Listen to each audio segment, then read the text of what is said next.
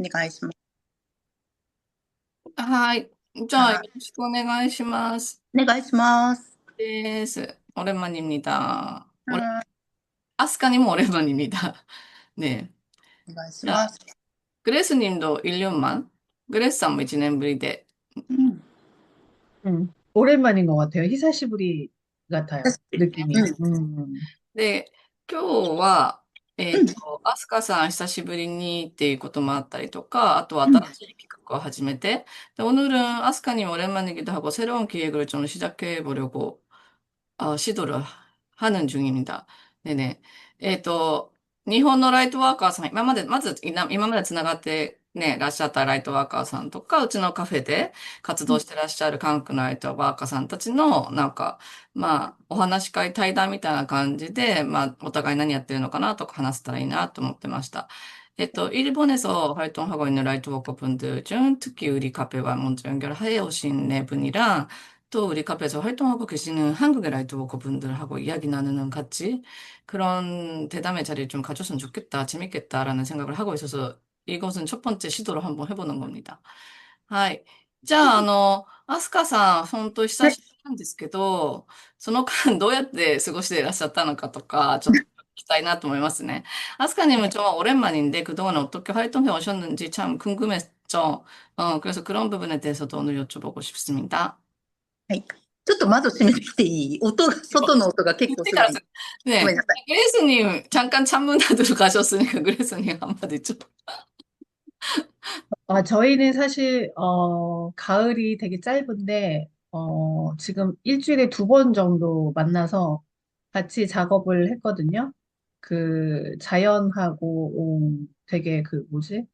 하나가 돼서 어울러서 이제 강강수월래도 이제 소원 성취도 했고, 그, 그래서 뭔가 되게 자주 본 느낌이고, 이번 주는 내내 외출 모드라서 조금 피곤하긴 했지만, 집에 있는 것보다는 같이 모여서 그렇게 했던 것이 되게, 인상 깊었고, 즐거웠고, 그랬습니다. 그, 아스카님은 작년에 저희가 실제적으로 배웠을 때, 굉장히 재밌고, 아스카님 늘 하고자 하는 얘기가 참 많으신 분이라고 저는, 그 이야기 보따리를 들으러 오늘 왔고요. 오케이, 그 오케이. 보따리 안에 저의 보따리도 아, 있으면 같이 풀어내려고 네, 그렇게 이제 왔습니다. 그래서 はい。 네네. 일단 네. 여기까지. 너무 길어지면 앞에 거 까먹으니까.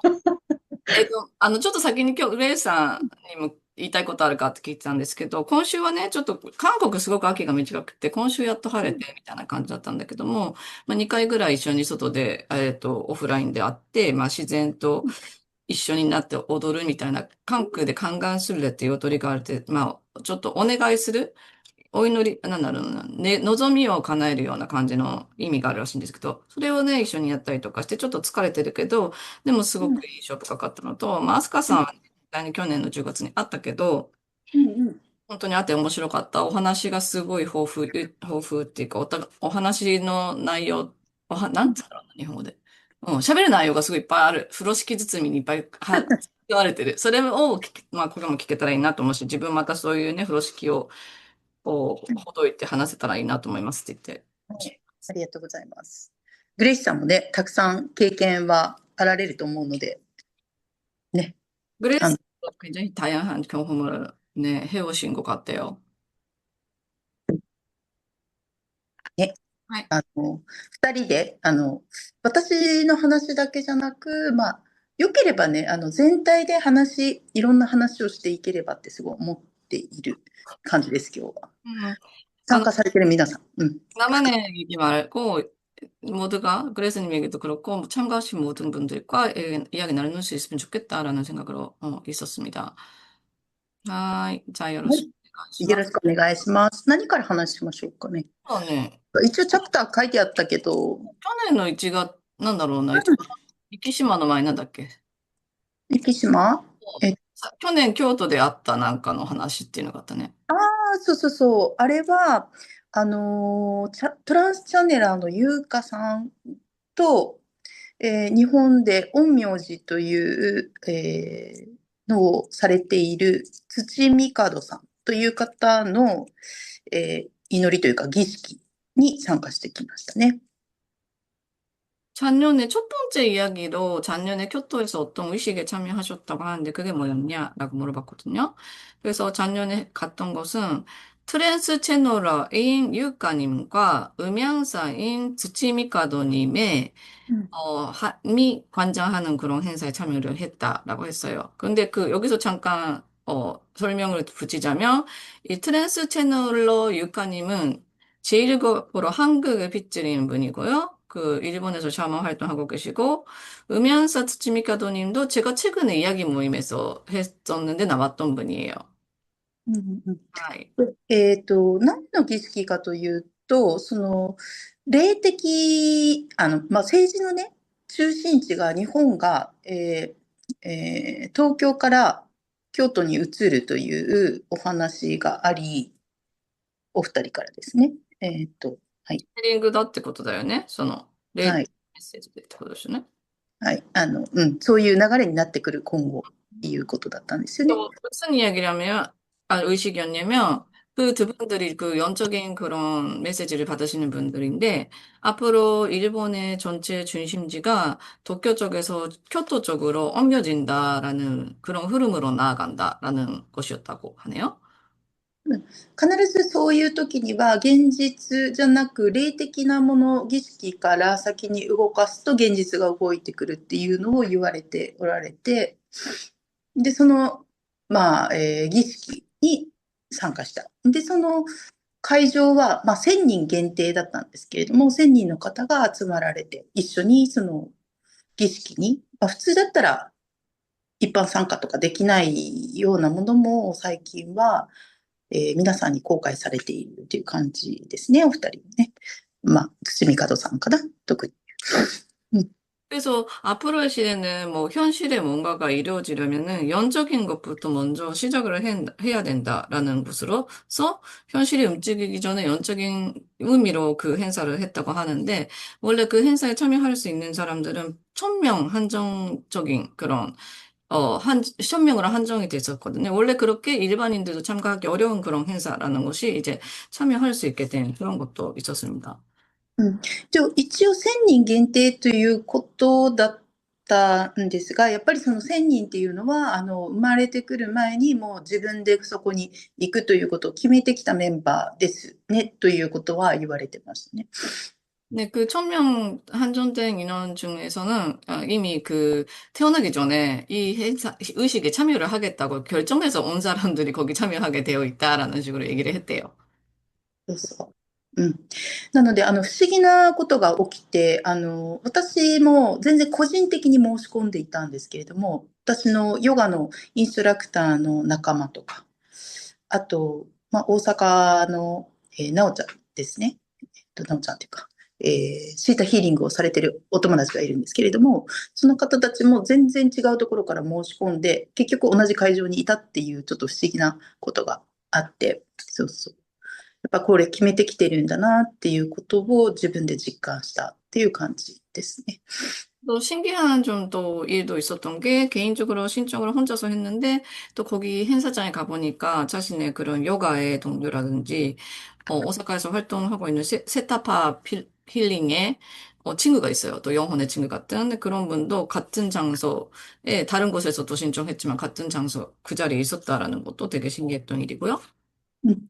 で、その出来事より前ももちろんいろいろあったんですけれども、その出来事から以降、さらにその自分で決めてきたんだなって思う出来事というか、答え合わせになるようなことがすごく余計多くなってきています、今ね。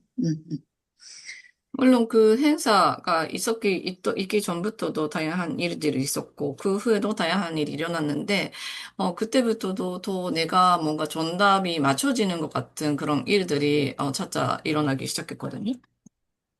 で、そこには行くって決めていたんだけども、その前後2日間は何も予定を入れていなかったんだけれども、行ってみると、なんかすべてきれいにこう時間埋まるぐらい予定が勝手に入ってくるという流れをなんか見せられたというか、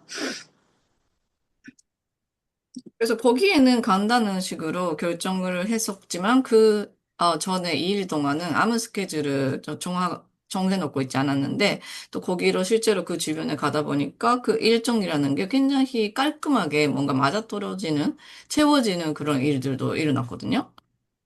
その空いたスペースに必要なものが入ってくるってよく一般的に言われるんですけれども、それと同じ現象が起きてきているなっていうのをすごく感じました。 그래서 공간을 비워두면 거기에 필요한 에너지가 들어온다라는 이야기가 있잖아요. 그것과 비슷한 현상이라는 게 이런 식으로도 일어나고 있구나라는 식으로 느꼈습니다. で、あたかも全部終わってしまうと、その全ての出来事、行事をこなすために私が行ったみたいな結果が出てきたんですよね。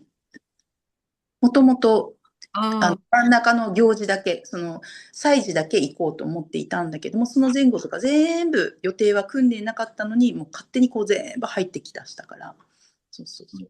그래서 全部、 예정에 そう、終わってしまうとそう見えたって感じですね。 짜여져 있지 않았는데 예정을 하는 것은 그 의식에 참여하는 거 하나뿐이었는데 나중에 끝나고 다 보니까 그동안에 채워진 일정은 다 나에게 되게 필요한 것이었다라는 것을 나중에 알게 된 거죠.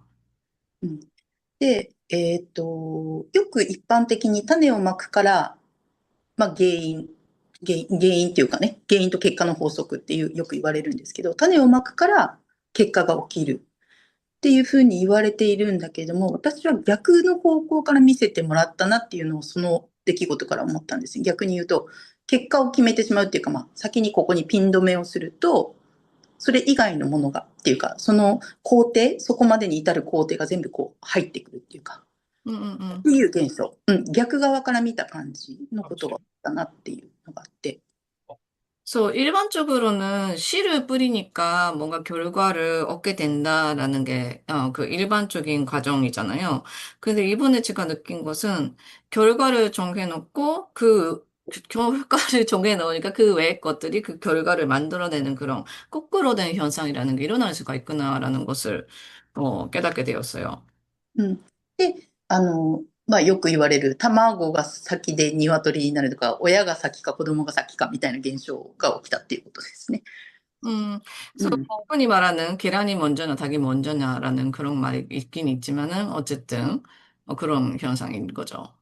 うん、 그런 이야기일 수도 있지만, 응, うん、で、ここに行きたいって結局すれば、あとはこうどの方法って私が決めることではなく、もう決まってくるっていうような感覚ですね。もう下ろしてきてくれてるというか、あ、スムーズにいくんだなっていう感覚があって、これをちょっと皆さんにお伝えするっていうことを、その時の経験から伝えた方がいいんだなっていうのをすごく感じたので、今お話をさせていただいているところですね。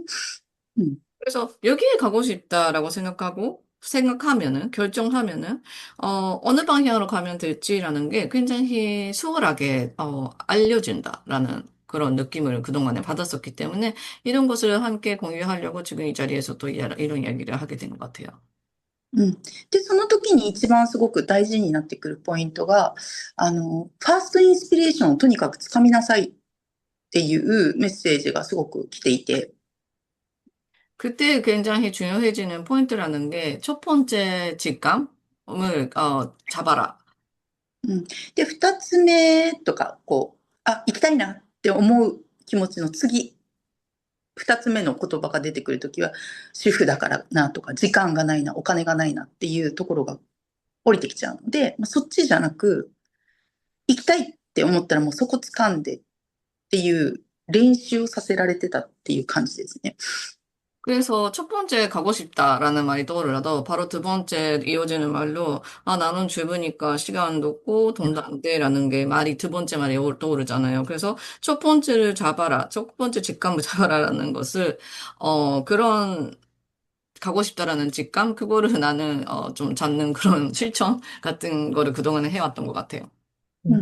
で、結局これは、別に大きく失敗することではない出来事で、そのなんていうかな、練習をずっとさせられてて、それはなんでかっていうと、多分来たるべき自分が決断しなきゃいけない何かの時のために、ちゃんと自分の直感を信じなさいっていうことを言われていたんだなっていうことを感じたわけですね。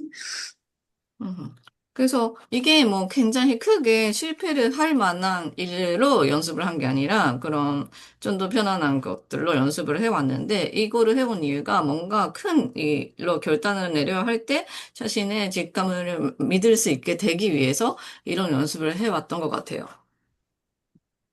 で、その去年はそう思ってたんだけど、ちょうど今年に入ってね、とてもその、なんていうかな、有名なお寺さんのアジャリって一番上の位のお坊様から、たまたま出会った。その時の出会いもすごく不思議な出会いだったんですけれども、 아자리 っていうのが お寺の名前?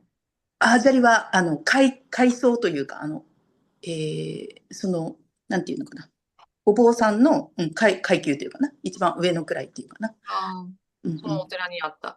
네, 작년에는 그런 식으로 생각을 했고, 올해 들어 어떤 유명한 절의 스님을 만나게 됐거든요. うん、 아자리아 스님. 예, 誰も彼も会える人ではないと思うんだけれども、 흔히 こ 만날 수 있는 계층의 사람이 아니라는데, うで、その方が私を見たときに、あのねって、来たるべきときにみたいな感じですよ。だから、必要なときに一歩足が出せるように準備をしておきなさいって言われたんです。何かとは言われなかったけど。 그래서 그 스님이 나에게 말했어요. 때가 올 때, 어떤 때가 올 때, 그 중요한 때가 올 때, 한 발짝 내디딜 수 있도록 준비를 해두세요. 근데 그것이 뭔지는 얘기를 안 하셨는데, 그렇게 얘기를 해줬거든요. うん、なので、そこがちょっと大きく去年から今年にかけてもだいぶはしょって話をしてますけれども、そこがすごい大きなシンクロだったなっていうふうに自分で感じてます。 그래서 작년에서부터 올해에 걸쳐서 있었던 것 굉장히 많은 생각을 했는데, 어쨌든 그 부분이 굉장히 큰 싱크로니시티였다라는 식으로 저는 느꼈어요. うん、どうしてもなんかこう普段生活している中で、まあ私もまだそのところはあると思うんですけど、他人軸になりそうな時、ブレがやっぱり出てくると思うんですけども、そこじゃなくてこの自分の中のもの、湧き出てきたものっていうか、自分の中にあるものを信じるっていうことを練習しておくっていうかですね。そんな感じっていうことですね。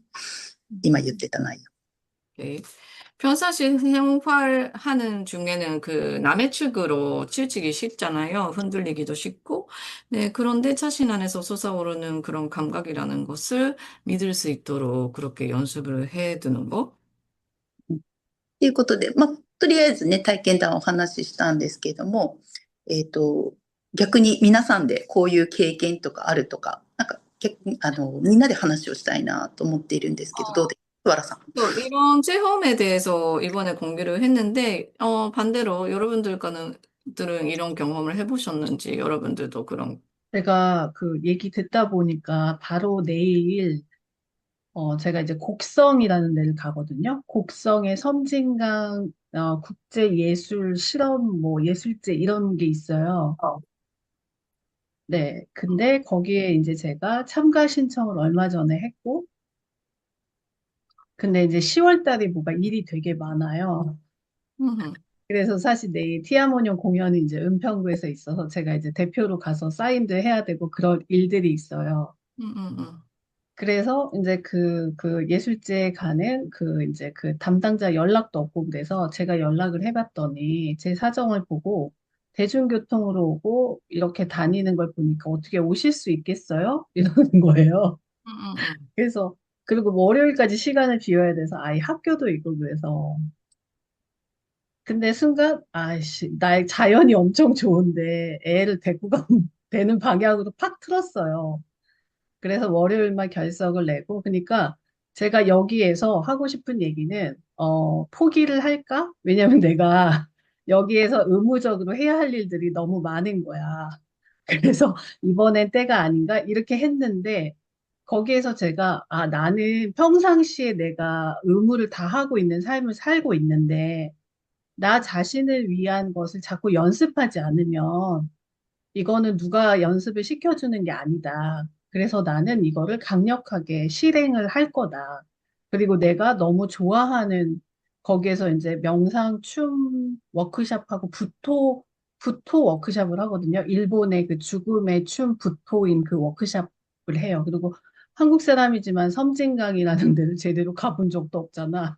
그러니까 이게 너무 아다리가 맞아서 너무 좋은 기회인데 사실 이제 현실을 바라봤을 때는 이거는 포기를 하면은 되게 쉽게 가겠죠. 근데 나는 실망한 상태로, 내 영혼은 실망한 상태로 이렇게 가겠죠. 근데 나는 이거를 선택하겠다. 그리고 말했지만, 가서는 분명 좋은 시간은 엄청 좋은 시간이 될 것이다. 나의 영혼에.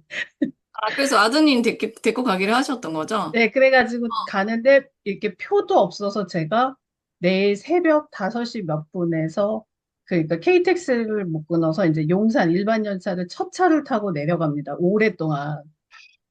그랬는데, 이제 그것도 그렇고. 제가 이제 그 곡성이라는 데가 잠깐만. 숙소가, 여기까지 일단 동역할게요. 잠깐. 이거 되게 짧은데 이것까지 그냥 해서 대충 오케이, 읊어보세요. 오케이, 오케이. 그러면 네, 거기까지. 곡성이라는 데가 숙소가 되게 여의치가 않고 숙소가 깨끗하지 않아도 관광지가 아니기 때문에 되게 비싸다고 8만 원, 10만 원 정도 하는데 1박에. 2박 정도 하면 되게 요금이 비싸잖아요.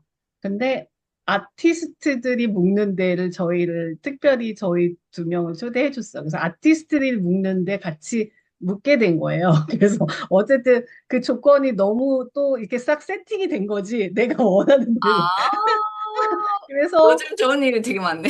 네, 진짜, 아스카님이 얘기하는데, 나는 그런 것을 지금 계속 연습하고 있고, 또 잘하고 연습을 있구나, 해오셨지. 이런 생각이 들었어요. 그래서 너무 좋았어요.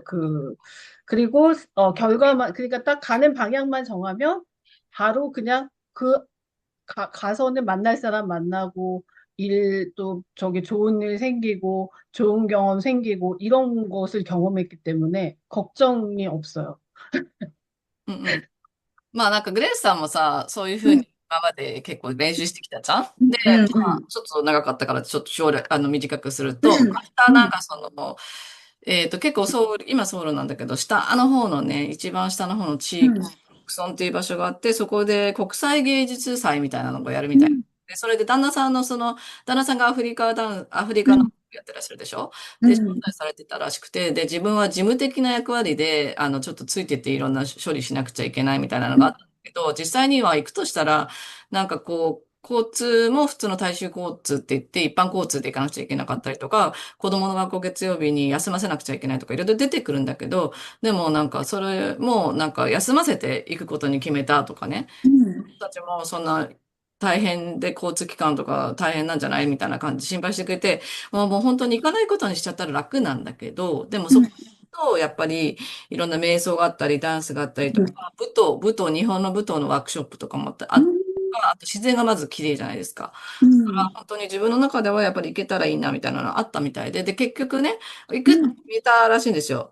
で、連れてく方向性に決めたら、で、今度はそこの国産ってやっぱり観光地ではあるから、結構一泊が結構高かったり、まあ、いくらぐらいするのかっていうのは日本でちょっとわかんないんだけど、ちょっと行ったりとかして、その宿もそんなに綺麗じゃないみたいなのがあったんだけど、なんか行くって決めたら、そういう宿もね、アーティストたちが泊まるような場所に招待してくれて、そこに泊まれることになったりとか、結構本当に行ったら行ったでいろんな人と出会いとか、いろんなことに導かれるっていうのはもうなんか、体験してきたことだったから、まあ、それで、アスカさんの話を聞きながら、自分もそういう経験を結構してきたし、今回もそういうことがあるなっていうふうに思ったっていうことでした。そうですね。なんか旅行って非日常だから、結構いつもと違う感覚を使うというか、あのところがあるなって思ってて、そうそう。ぜひね、皆さん旅行に行ってほしいなって思うんですけど、私はね。 네,そう。여행이라는 것은 비일상적인 것이잖아요. 그렇기 때문에 평상시와 다른 감각을 사용을 하기 때문에 꼭 여러분들도 그런 여행을 가셨으면 좋겠다라고. 그리고 한 가지 더 얘기하자면, 아까 그 동료들을 만났다고 했잖아요. 음, 근데 이제 어디 모임에 가서 동료들을 만났다고 했잖아요. 소울메이트, 영혼의 동료들을 만났다고 하셨잖아요. 아스카님이. 네네. 그 모임에 가서 그 동료들이 와 있었다고 했잖아요. 제가 하고 싶은 얘기는 제 영혼이 원하는 어떤 곳을 가면 의식이 확장되기도 하지만 저와 비슷한 영혼의 사람들을 만날 수가 있어요. 근데 현실에서는 예를 들면 매일 만나는 사람만 만나고 이러잖아요. 근데 거기 가면 예를 들면 나랑 영혼이 비슷해서 거기에 끌려서 온 사람들을 만날 수가 있어요. 그럼 그 사람들하고 얘기도 하고 영혼의 교류를 할 수가 있어서 저는 그것도 되게 의식이 확장되면서 사람들을 만나는 되게 좋은 기회라고 생각하거든요. 그래서 계속 저는 이제 움직이는 이유가 여러 가지가 있는데 그것도 되게 중요한 포인트 같다. で、今日、アスカさんがね、さっき、うん、その儀式に参加した時に仲間に会ったっていうふうにおっしゃってたじゃないですか。で、自分はうん、そのポイントっていうのがすごくあると思ってて、そういう集まりに行くと、自分と魂が似通っうん、た魂を持つ人との出会いがあるっていうこと。うん、なんか普段生活してたら、会えないような人たちとそこに行ったら会って、魂の交流っていうのができるようになるっていうのをすごい感じてて、うん、だから意識の拡張とか、うん。っていうのが起こるから、だから動くのがすごい大事だなっていうことをなんか伝えたいなと思いました。本当です。もう本当にまさしくそうだと思っていて、最近ね、私が設定しているのもあるけど、やっぱり魂の仲間って思うような人、この人知ってるなとか、全然会ったことないんですよ。今世で会ったことないんだけど、そう感じるような方々と、多分皆さん結構合ってるんじゃないかなと思うんですよね。そう。同じ方向性というか、エネルギーが似てるというか。ね。それも別にこう日常の中で会うこともあれば、逆にこう自分が行きたいなって思う場所、今言われたようにね、本当その場所にね、結構集まってたりとかするので、思った直感、ここ行きたいっていうのはすごく大事にした方がいいんじゃないかなって私も思ってるんですね。바로 정말 그렇다고 생각해요. 제가 설정해서 그런 것도 있을 수가 있는데, 그런 영혼의 동료, 이번 생에서 만난 적 없는데 왠지 좀 만난 적이 있을 것 같은 그런 느낌의 사람들. 물론 일상 속에서 만날 일도 있고, 그리고 그렇게 얘기하신 것처럼, 직관적으로 가보고 싶다라고 느끼는 장소에서 만나는 일도 많죠. 음. うん。あと、その新しいとこっていうか、旅行に行くと必ずその土地のものを食べたりとか。음. するじゃないですか。で、この食べるっていう行為って結構、食べる瞑想とかもあると思うんですけど、五感を結構フルに使うよねと思っていて。で、以前から多分講座、スワラさんのね、このカフェの中でよく言ってたと思うんですけれども、五感を使うと直感力上がるよっていう話を多分してたと思うんですよね。なので、旅行行くとここフル活用するなっていうのを、ながら食べとかじゃなくて、しっかり素材を見ることだったり、香りを嗅ぐことも、ね、食感とか、そういうの楽しむのも、全部そこに集中するじゃないですか。今ここっていうところでね。だから、旅行はそういう意味でもいいなと思って、景色とかもそうだしね。目からの情報もだけど、それ以外のところをすごく使うなと思っていて、旅行行ってもらうのいいかなと思ってるんで、お勧めしてるんですけどね、皆さん。 그래서 여행에 또 뭐가 좋으냐면 여행을 가게 되면 그 땅에서 나는 것들을 먹게 되잖아요. 그래서 오감을 풀로 활용하게 되는데 제가 예전에 그 테너린 간자에서도 여러분께 말씀드렸듯이 오감이라는 것을 연마를 하게 되면 그런 직감력도 올라가는데 그렇게 그런 오감을 풀로 활용할 수 있는 왜냐면 그 소재의 맛을 확실히 느끼면서 천천히 뭐 즐기고 그러면은 그렇기 때문에 그런 먹는 것을 즐김으로써 지금 여기에 집중할 수도 있고, 또한 뭐 경치도 좋으니까 눈으로 그거를 바라볼 수가 있고, 그 외에 그런 감각들도 여행이라는 것을 통해서 굉장히 많이 사용을 할 수 있기 때문에 정말 여행은 추천을 합니다. この二人のね、共通点って、まあ、旅行だよね。いい点ね、このトンチョンみたい体感するだよね。体感する五感を使うだよね。 나 체감을 하고 오감을 뭐 사용하는 그런 것들. 가라다も そうだけどね. 몸도 そ 그렇지. う。体が大事。 어, 할 얘기가 되게 무궁무진한데 오늘의 그 테마에 도달할까? とりあえずね、二人とも、体とか、その旅行の話とか言いたいこといっぱいあると思うんだけど、そ今日のう。話、先進まないとね。今日の30分話テーマ一過ぎちゃった。番あるから、またそっちの方に戻ってまた話しても大丈夫。はい。はい。神様の話にちょっと移ろうかなってちょっと思っていて。 굉장히 그 공통된 이야기가 많지만 일단 오늘의 토픽과 또 돌아가면서 또 거기서 얘기를 해볼게요. う 응. ん。で, あの、카미사마도つながりね. 오늘은 테마가 좀 신과의 다시 재연결이라는 것이었어요. そう。神様の方に話をちょっと移っていって、まあ旅行行った先におられる、そこの土地の神様がおられると思うんですよね。で、まあ食べ物を食べる行為一つも、一緒に行っている。そこの、土地の取れたもの、旬のものをいただくっていうのを感謝しながら食べる。で、その土地の神様にも入らせていただくっていうのを、ありがとうございますって言ってから入るみたいな感じの感覚を今私が持ってやっているんですね。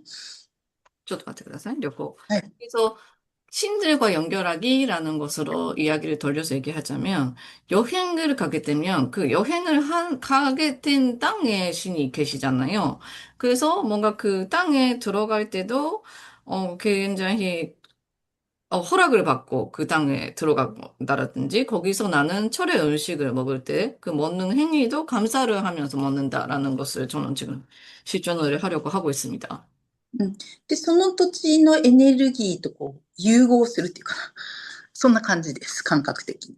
うん。 또 감각적으로는 그 땅의 에너지와 융합한다라는 그런 느낌입니다. うん、で、なんでその感覚になった？例えば改めて土地の神様っていうことを思い直したかというと、 왜 그런 감각이 들게 됐는지, 왜 다시 한번 그 땅의 신이라는 것을 의식을 하게 됐는지 이야기하자면, うん、これはうちの今私が住んでいるこの家、祖父母が亡くなってから自分の父母と私たち夫婦がこの家を建て直すってなったところから、この何年、もう十何年になるんだけど、今頃になって必要なことだなと思って神様と結び直すというか、改めて感謝をするっていうことが必要だなっていうことを感じたっていうのが去年から今年にかけてだったんですね。 그래서, 待って、祖父母が亡くなってから自分、お家を継ぐ、この土地を継ぐってなって、うちの父母が。で、その時に一緒にお家を建てて、2世帯住宅でね、うちに。 그래서 지금 자기가 살고 있는 집이라는 게 저의 그 조부모가 지은 집인데 자신의 부모님이 그 집을 그러니까 그 조부모가 돌아가셔서 그 집을 부모님이 이어받게 될 때 다시 집을 재건축을 했대요. 두 세대 저택이라고 하나? 두 세대 저택, 일본 그런 형식이 많으니까. 그렇게 할 때 다시 한번 이 연결을 그런 시인과 다시 한번 관계성을 연결을 해야 된다라는 식으로 느꼈대요. うん、で、日本では家を建てるときに、必ず棟上げ式って言ったり、土地を一回お払いをしてから建て始めたりとかね、棟上げ式とかも途中あるんですけど、そういうふうにお払いをしてからね、工事を始めたり、するんですよね。 일본에서는 그 집을 새롭게 지을 때는 그 땅을 정화를 하는 어떤 의식, 문해아게식이라고 한대요. 그 의식을 하거든요.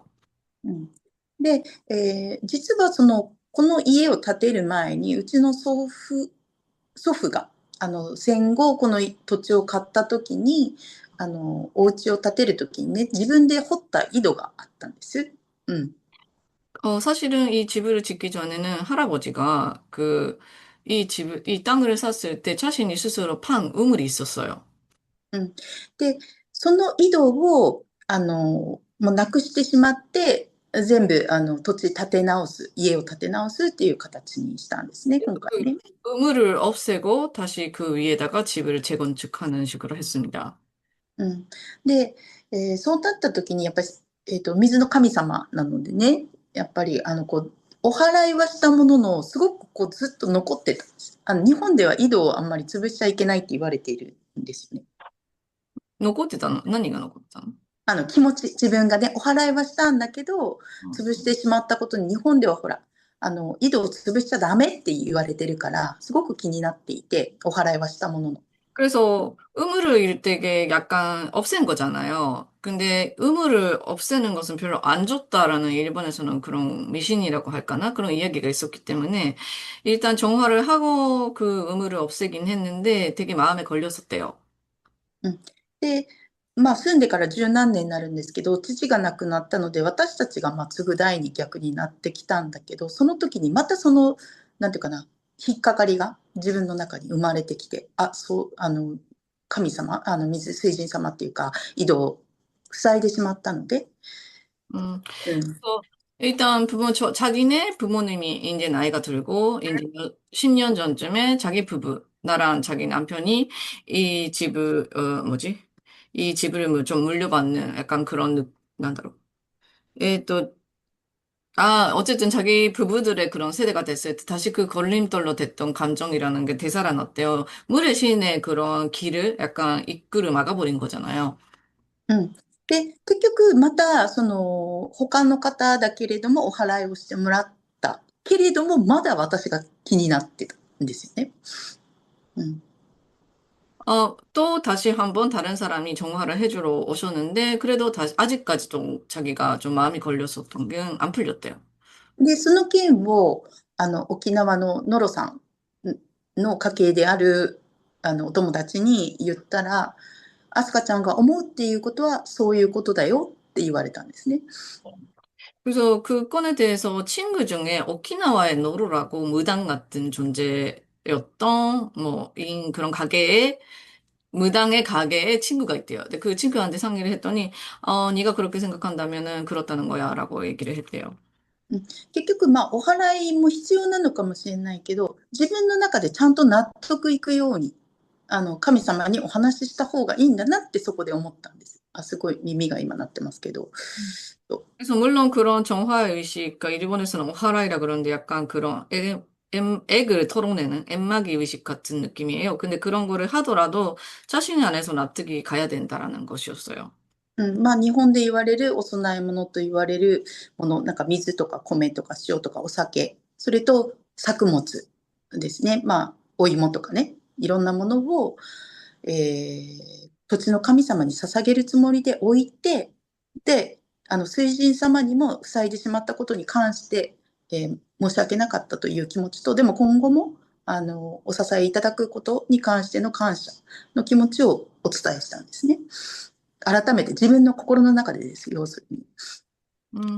그래서 어떻게 했냐면, 일본에서는 공양 음식이라는 것이 있는데, 그게 물이라든지, 소금이라든지, 술, 그리고 그 잔물들, 그런 것들, 고구마 뭐 이런 거 있잖아요. 그런 것들을 이제 땅의 신들에게, 그리고 물의 신에게, 정말 미안했다, 죄송했다라는 말과, 그리고 앞으로 정말 잘 부탁한다라는 마음과 함께 마음속에서 기도를 올리는 그런 걸 했대요. それ 했습니다. そう。そしたら、敷地内に植えているオリーブの木とかが、もう2階の高さまで大きくなるように、今までそんなに伸びたことなかったのに、すごく成長したりとか、もうとにかく植物がすごい、伸びるっていうかな、成長して、生き生きとし始めたんですね。それを変化としてすごく感じました。 그러더니 자신이 그 마당에 있었던 올리브 나무가 있었는데 그동안은 그렇게 크지 않았던 것이 2층에 도달할 정도까지 되게 크거나 다른 작물들도 굉장히 활기차고 굉장히 성장을 잘 하게 됐다라는 그런 변화가 있었습니다.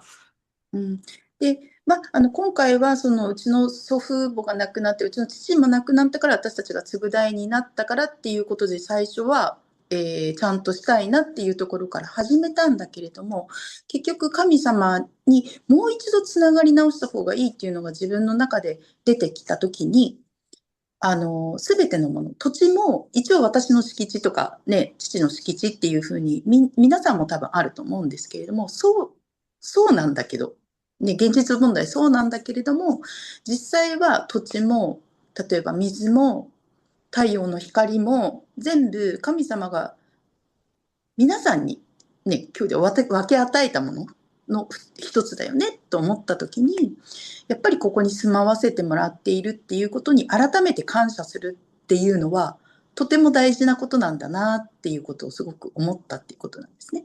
で、それをするだけでって言ったら失礼なんだけれども、そういう気持ちを持つだけでも、やっぱり伝わるというか、何か特別なことをするとかだけじゃなくてね、その気持ちがあるだけで、一つ、違うつながり方をするんだな、神様、土地の神様とか、水の神様とかとつながりができるんだなっていうことをすごく実感したっていうことですね、私はね。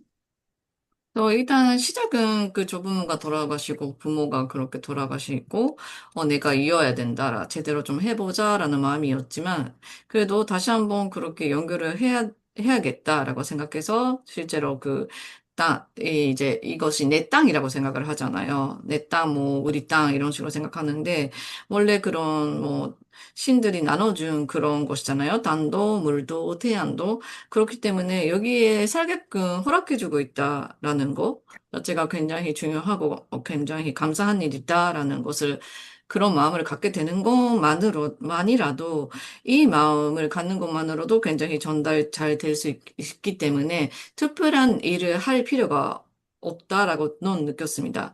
그저 그냥 그렇게 땅의 신, 물의 신, 내게 그렇게 감사의 마음을 갖는 것만이라도 정말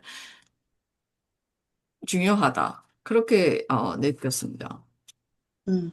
で、そのオリーブの木が伸び出したとか、その土地の神様と改めてつながるって大事なんだなと思ったところから、やっぱりこれはもう、エコビレッジビルダーの銀ちゃん。ね、前、韓国の方でも、一回ズーム会をしましたけど、その方も言ってたんですけど、うち、目の前に畑があるんですね。家庭菜園してるんですけど、この家庭菜園で植えたもので育つものと育たないものがあるんですよ。でも、この育つものってきっとうちの家族の体にとても必要なものが伸びるんだなとか、土の中で植物たちが話し合って、ちゃんとそれがうまいように循環するというのかな。うん。共存しているというか、うん。なってるんだなっていうところまで気づけたっていう感じですね。 그리고 올리브 나무라는 게 굉장히 잘 선정했잖아요. 근데 예전에 아스카님이 소개를 해주신 그리고 저희 뭐 인터뷰가 아니라 그런 이야기 모임도 해준 일본의 에코빌리지 친환경 마을 건축자라는 그 긴짱이라는 분이 계시거든요. 일본에서는 굉장히 유명하신 분이에요. 그분도 그 비슷한 얘기를 해주셨었는데 그 작물을 심었을 때 그 작물 중에 잘 자라는 작물과 잘 안 자라는 작물이 있는데 잘 자라는 작물 같은 경우는 그거를 키우는 사람의 몸에 되게 필요한 영양소 같은 거를 가지고 있는 경우가 있대요. 그래서 정말 우리 가족들에게 필요한 것들을 땅속에서 식물들이 이렇게 상의를 하고, 좀 약간 자라게끔 하는 것 같다라는 느낌을, 이번에 건으로서도, 굉장히 느꼈어요. うん。で、欲しいなと思ってた薬草も実は急に生え始めたんですね。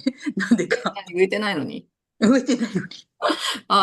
갖고 싶다. 고 생각했던 약초도 갑자기 자라기 시작했대요. 심지도 않았는데. ってなった時に、結局自分家に必要なものが生えてくるんだなって本当に思ったってことなんですね。本当に。 그런 일이 일어났을 때, 결국 우리 집에 필요한 것들은 이게 자라게 되는구나라는 식으로 느꼈다고 하네요. で、なったら、その土地も植物も人間も全部やっぱりほら、同じ場所にいて共存共栄しているんだなっていうのをすごく感じたんですよね。 그렇게 됐을 때, 진짜 땅도, 식물도, 인간도 다, 공존 공연을 하고 있구나라는 걸 굉장히 많이 느꼈어요. うん。で、なった時に、スピリチュアルって切り離して私も、まあ言ったりすると、スピリチュアルセッションとかって言ったりするんですけど、基本、日常の中にあるもの、考え方だったりとか、そういうことなんだよねって、結局そこに気づいてるかどうかっていうとこなんだよなって、やっぱ改めて思ったっていうことなんですね。特別なものじゃない。直感力も磨いてどうこうじゃなくて、みんなが持っているもの。磨き方はあると思う。さっき言った五感を使うとかね、あると思うんですけど。 그래서 그렇게 생각했을 때는 영성이라는 것은 정말 특별한 것이 아니다. 세션을 물론 별개로 하거나 뭐 그렇지만 영성이라는 게 기본적인 일상 속의 거, 그냥 생각이다라는 거를 정말 알아차리는 거. 그리고 새삼스럽게 뭐 특별한 것이 않다. 직감 자체도 모두가 좀 가지고, 원래는 가지고 있는 거잖아요. 물론 직감을 연마를 하는 그런 방법들은 있긴 있지만, 그렇게 느꼈어요. まあ、何か特別なことじゃなく日常の中にあるっていうことを、改めて、思ってもらえると嬉しいなって思ってます。 그래서 영성이 특별한 것이 아니라 일상 속에 있다라는 거 정말 잘, 그렇게 생각하시면 정말 기쁘다라고 느낍니다. まあ、アスカさんのライフスタイルは、ね、ね、いろいろやってみるからね、海で海水取ってきて塩作ったりとかね。 아스카님 같은 경우는, 이런 현대인들이 조금 체험하기 힘든 그런 라이프 스타일을 가지고 있어서 저는 가끔 부러울 때가 있긴 있더라고요. 네, 의뢰마실時ちょっとありますけどね。そうですね。바다도 가까이 있으시고. なんか基本何かがないと何かができないとかじゃなくて、自分で作ってみるっていうのをまずやってみるというかな。お出汁を取る、なんかね、お魚を干して日本のね、食文化で 出汁を取るとかも、それも作ってみるみたいな元から。 뭔가가 없으면 뭔가를 못한다라는 생각에서 벗어나자고 하는데, 뭐 예를 들면 생선 말려서 그 다시 국물 만드는 그 생선 말리거나, 뭐 그리고 아스카 사는데 뭐 시어머 作ってるじゃん. 아스카님은 소금도 만들거든, 자기가. この前新月に、お塩を作ってましたね。この前取りに行って。 今回? 先月の新月の時取ったかな。 지난달에 신혼 때도 바닷물 받으러 가서 소금 만들고 있었다고 하네요. ちょこっと塩取りに行こうと思って、先月じゃなかったけど、前の時に取りに行った時は、子供の授業参観じゃないよ、三者面談があるのに、海で遊びすぎて、何時間も経ってることに気づかず、ちょっと遅れてったっていうね、申し訳なかったなっていう。 소금 만들러 바닷물 가지러 갔을 때는 그날에 아이의 학교에 그런 학부모 상담 같은 게 있었는데 깜빡 잊고 바다에서 계속 시간을 잊고 너무 놀고 있었다가 약간의 그 만담에 늦게 들어갔다라는 그런. で、子供にごめんねって言ったら、いいよ、みたいな。もう分かってるみたいな、子供が。 아이도 이님이 알고 있대요. 그래서 괜찮다고. そんな感じで、ちょっとね、まあ、のんびりしたとこもありますけれども。 네, 그런 식으로 좀 느긋한 부분도 있다고 하는데, でも日本社会はそれ結構許されないんだけど、それ許されちゃってるのすごいね。そうですね。まあそこまでになるまでにはね、結構いろいろ自分に、これはダメだ、あれはダメだっていうそのブロックがすごく強かったし、まだ持ってる部分はあると思うんですけど、そこを一つずつも気づいたら外すっていうか、手放していくっていうね、作業をしてきて、今この状態に、まあね、4、5年、ソーラさんと一緒にいますけれども、多分だいぶ変わったんじゃないかなと思います。お互いにね。 그래서 제가, 일본이라는 사회도 굉장히 엄격한 사회인데, 그것이 허용이 된다는 것은 참 대단한 일이다.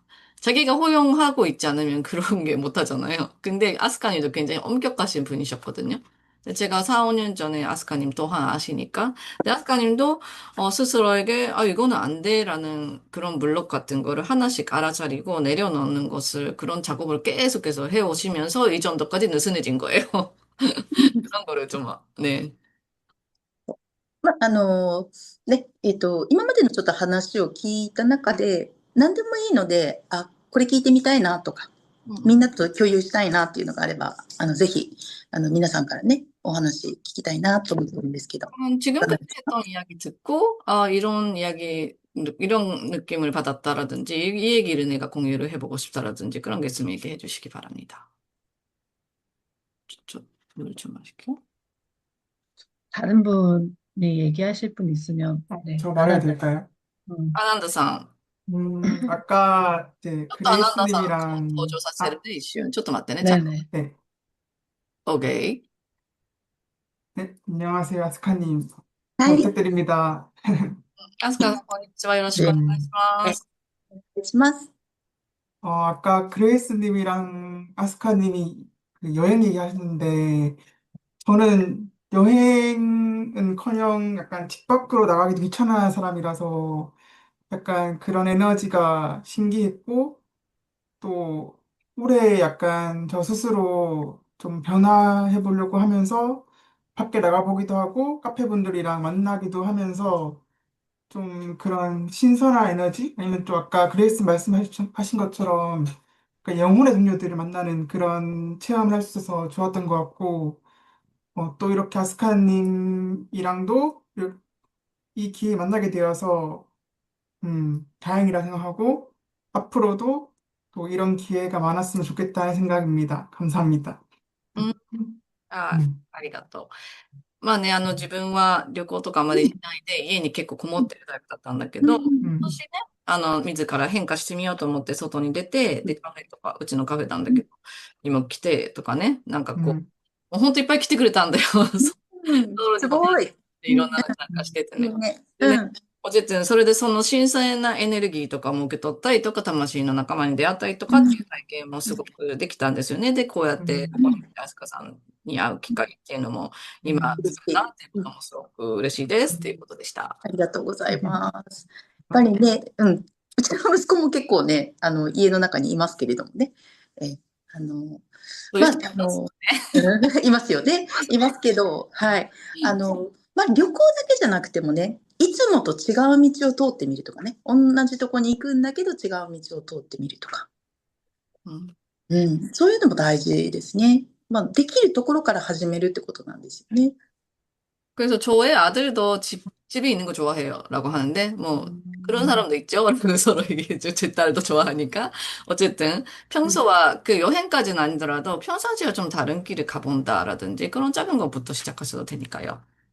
結構ね、そうやってなんかたまたま歩いてたら、パッとなんか人の声が今まで聞こえなかったのに、ふわって入ってきたりするのが結構メッセージだったりすることってあるんですよね。そう。いつもと違う道とかでってこと？そう、いつもと同じ道でも、急に今までだったら人の声は気にならなかったけど、急にそのタクシーの運転手さんが、なんか、タクシーの運転手さん、その前にね、自分がバスに乗ろうと思って、向こう側にいるバス停を見た瞬間になんか違う気がするって思ったんですよ。って思った瞬間に、パッてタクシーの運転手さんが2人で話してるのが聞こえて、事故があったらしいよって言ったから、あって思って。このままそこのバス停からバスに乗ってったら多分間に合わないだろうと思って、すぐさま家に引き戻して、母親に送ってもらったからギリギリセーフだったりとか。結構ね、急にぼーっとして歩いてたりとかすると違う道を行くのもすごく大事だし、こうやって急に入ってきたものっていう、突然入ってきた音とか音楽とか、そういうのを聞いていくとまた変化が出てきる。そういうのに従うっていうのかな。その時に何かを次にブロックするんじゃなくて、パッて降りてきたものを掴んでいくっていうのをもっとやっていくと、いいんじゃないかなと思います。違うところに出かけるだけじゃなくてね。 그래서 뭐 다른 곳을 가지 않더라도 꼭 굳이 다른 길을 가지 않더라도 갑자기 걷고 있으면은 문득 다른 뭔가 메시지 같은 게 들어온다. 그리고 다른 사람 신경이 안 쓰여던 사람들의 이야기가 갑자기 들릴 때가 있을 때도 있어요. 그런 게 메시지였던 인 것도 있어서, 그래서 어느 날은 저쪽에 있는 버스 타려고 버스를 봤었는데, 뭔가 버스를 봤을 때 뭔가 느낌이 오는 거예요. 뭔가 위화감 같은 거. 그래서 주변에 있는 택시 기사님들이 하는 이야기가 들려왔어요. 뭔가 사고가 있었던 것 같다 등등 그런 느낌의 이야기가 들리면서, 아, 그 버스를 타면 늦겠구나라는 느낌을 딱 받아갖고 집으로 돌아가서 집에 가서 엄마가 차로 보내준 그쪽이 있었거든요. 그래서 늦지 않을 수가 있었다라든지, 그렇게 뭔가 멍하게 걷고 있어도 어느 순간에 들려오는 소리라든지 음악 같은 것을 또 뭔가 캐치하는 것도 캐치하기 시작하면 뭔가 그런 메시지 같은 것이, 실 수도 있거든요. 그런 일들을 또 생각하면서, 어, 그런 일들도 일어날 수가 있다는 거. 예쁜 거. う 네. ん、はい。うん、うん、そうですね。まあ、新しいところ通るとね、ごめんなさい。어, 大丈夫。저도 하고 싶은 얘기 있는데, 자, 더 저도 해도 네. 돼? 그러면 아난다님 감사했습니다. 한번, 어, 오케이.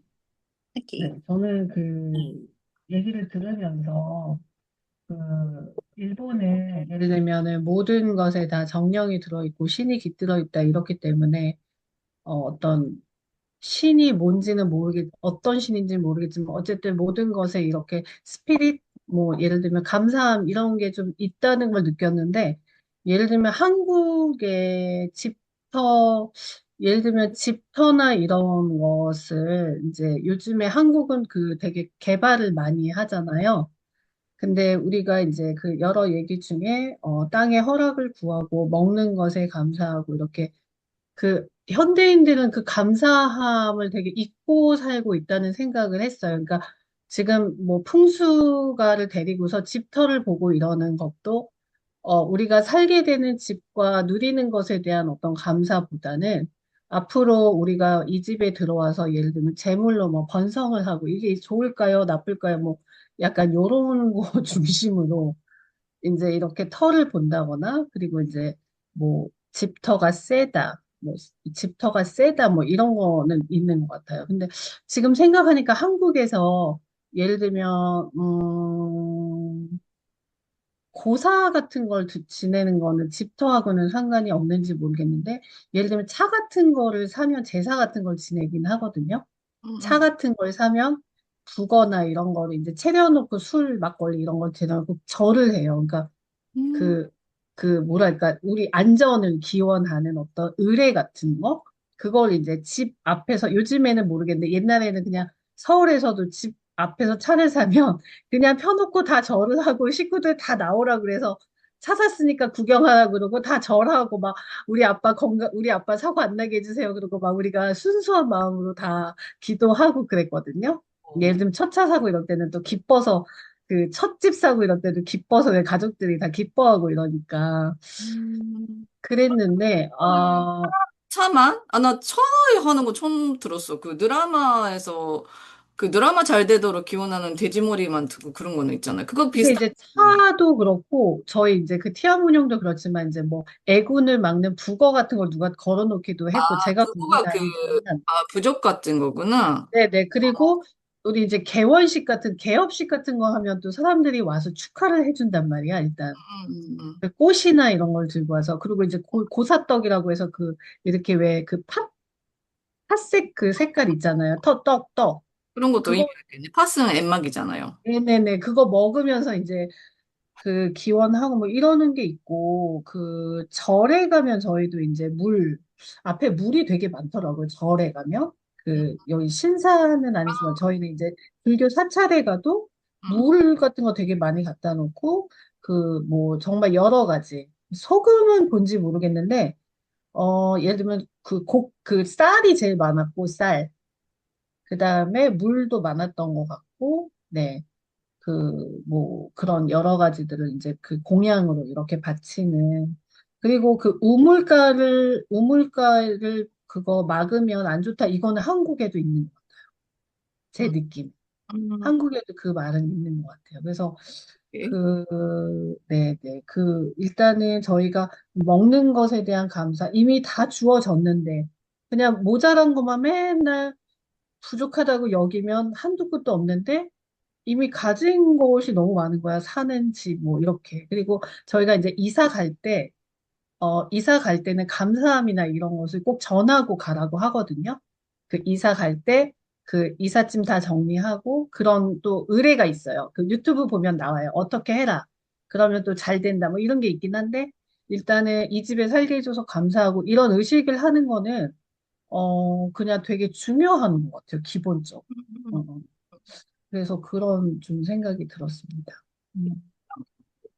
日本のすべてのものにも精霊とか神様が宿ってる 음, っていうのお話 음. で、ま 아니, あ、韓国でも皆さんね、そういう 음, のを連れてきてるなっていうのはあるんだけど、韓国にもまあいろんな儀式があって、음, でも韓国の場合は家の土地っていうのを開発もたくさん最近はしてるけど、なんか 음, 物理的な感じで感謝っていうよりかは、その土地 음, について、ここの土地に来たらエネルギー、財物運が上がるかとか、もっとなんか反映するかみたいなので、ちょっと土地をなんかこう見るみたいな感じの感 음, 覚っていうものがもっと強いなっていうのを感じた。で、あ 음, と、補佐っていう、こう、儀式みたいなのがあるんだけど、祭事みたいなのが、음, 昔はね、買った時にみんなすごい喜んで、ね、음, 車ね、車そん 음, なに少ない時代だったから、음, 買えたっていうのがすごい嬉しかった。 음, 昔だと思うんだけど、その時もなんか車の前にそういう、なんていうの、お供え物とかを置いて、なんかお祈りして安全の祈願みたいなのをや 음, ったりとか、あとは新しい、ん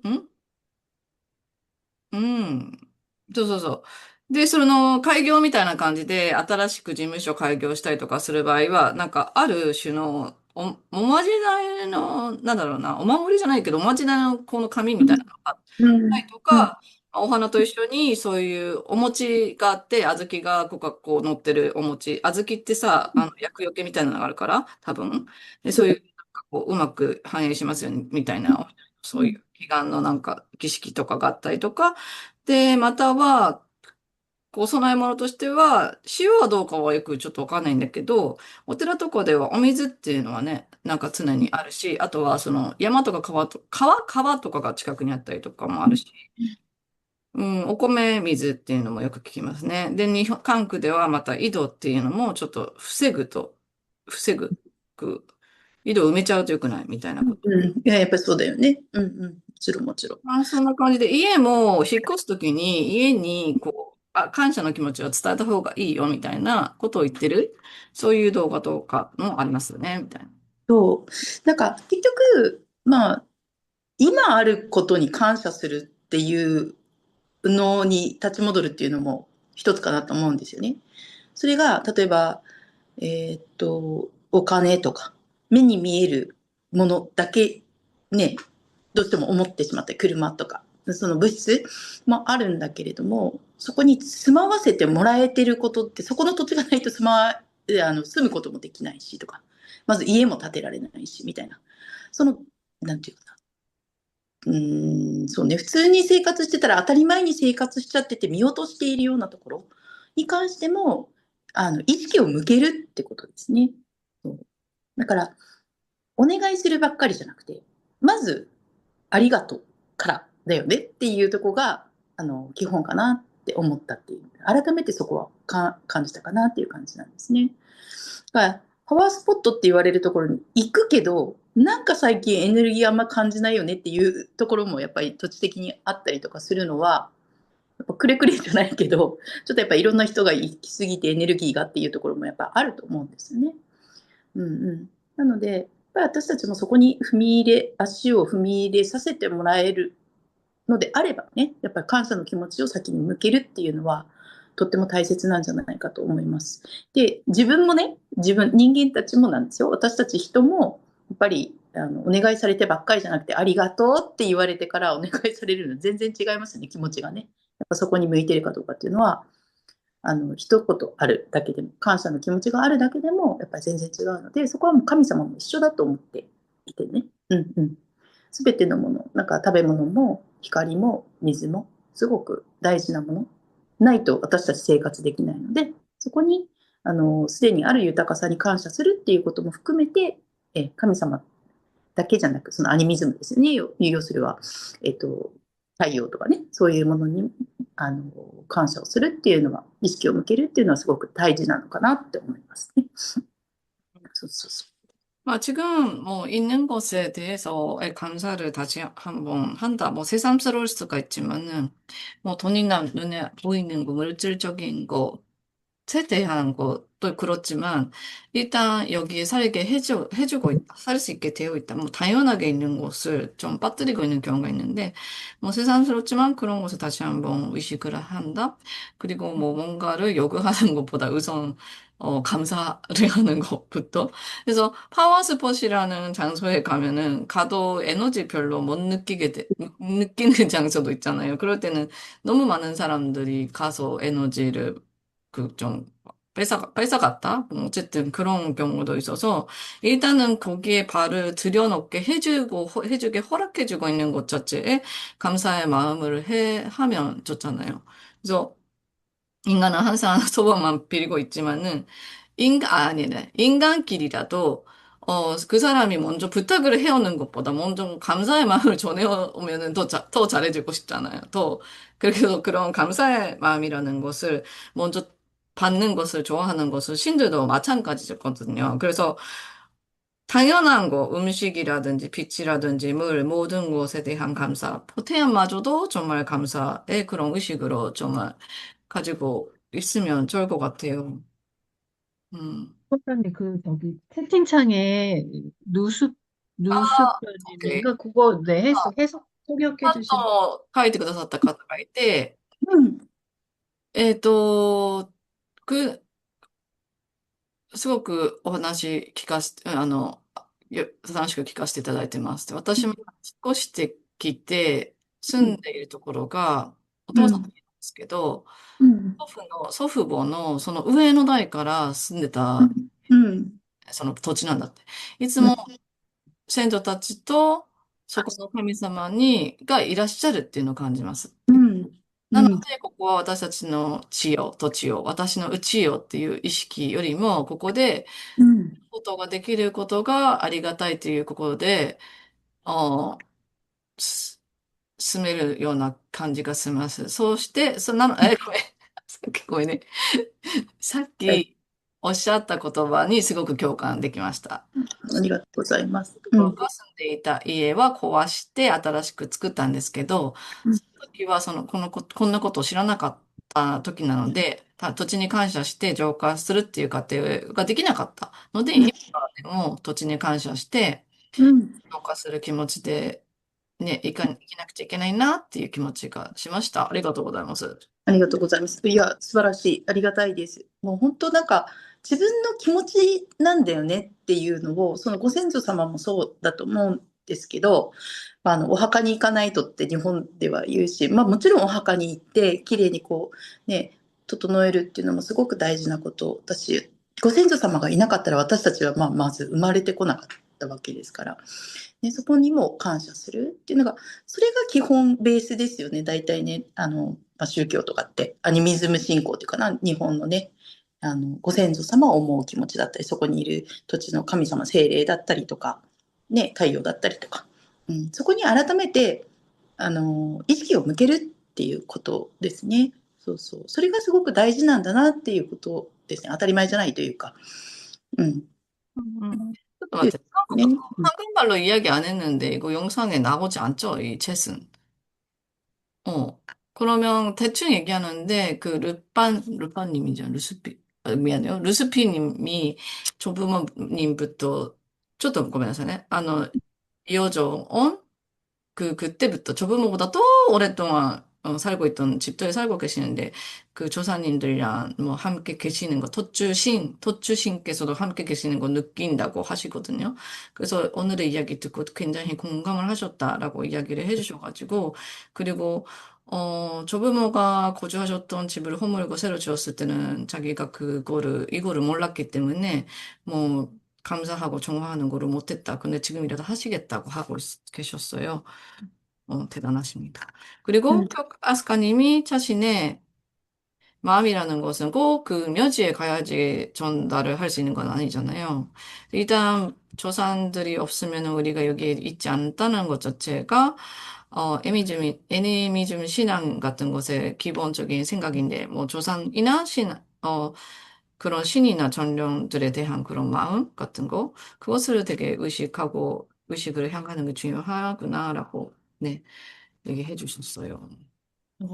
なんかその、自分の所有物って思っちゃうと、まあ何でもそうなんだけど、そこにこうしてよとかいうのが人との関係の中も出てくるなって思っていて。うんうん。戻る人だよね。うん。それを引いて考えていくと、やっぱり子供のことだったりとか、まあもちろん旦那さんとか奥さんとか、近しい関係もそうだよねっていうことですよね。要はね。そうそう。わかる。自分のものではないから、それぞれが個としていてっていうね、その社会がやっぱり一番こう、なんていうのかな、調和が生まれるのかなっていう気がね、してきている感じですね、私はね。なんかもうその土地の神様から引いてちょっと今その家族の話もしましたけれども、それぞれがね、なんていうかな、また共有とは違うんですけど、誰かのものとかそういうことではないっていうことで感謝をするっていうのは大事かなっていう。当たり前にあるから家族とかもそうなんですけど、やっぱり改めてそう思ったりしてますね。うんうん。 그래서 다양하게 있는 것, 가족들도 그렇지만 다양하게 있지만은 내 것은 아니잖아요. 만약에 내 것이라고 생각하면은 그 사람과의 관계성에 있어서도 어떤 통제하고 싶은 마음이라는 게 나타날 수도 있는데 그게 뭐 아이라든지 남편이라든지 와이프한테서 생길 수 있는 것이기 때문에 가짜가 내 것이 아니고 가짜가 각각의 개인으로서 개체로서 존재를 하고 있다라는 전제하에서 정말 조화로움이라는 게 태어날 수 있겠구나라는 것을 정말 당연하게 존재하고 있지만은 내 것이 아니다. 그런 감사의 마음이 정말 중요하다라고 생각합니다. で言いつつね、いろいろ感情は感じますよね。家族とかね、 그렇다고 해도 엄청 人間関係とかね。 느끼죠. ね。でもまあそれもなんか分かった上で感じる、その感情を抑えるんじゃなくて、ちゃんと自分はこう思ってるんだなっていうのは感じていいと思うんですよね。こうしちゃダメだ、ああしちゃダメだとか。うん。そこじゃない、もう今は。そこじゃないんだよっていう、ところを、ちゃんとね、分かった上でっていう感じですよね。自分を許しながら。 그거를 이해를 한 후에 그 감정을 느끼는 거랑 좀 또 다르니까. 아, 이런 식으로 느끼는구나라는 것은 그런 배경을 알고 난 다음에 느끼는 거랑 또 다를 수가 있죠. ね。うん。なんか、堅苦しく考えるじゃなくて、なんか、ね、そういうこう、概念というか、縛りっていうのを少しずつ少しずつ外していくっていうのは大事だなってやっぱり思って。です。 그래서 그럼 딱딱하게 생각하지 않고 그런 개념이라는 것을 조금씩 이렇게 내려놓는 것은 되게 중요하다고 생각합니다. ね。で、 아, その中でまたつながっていくっていうね。それを分かった上で家族とつながっていくとか、人とつながっていくって大事ですよね。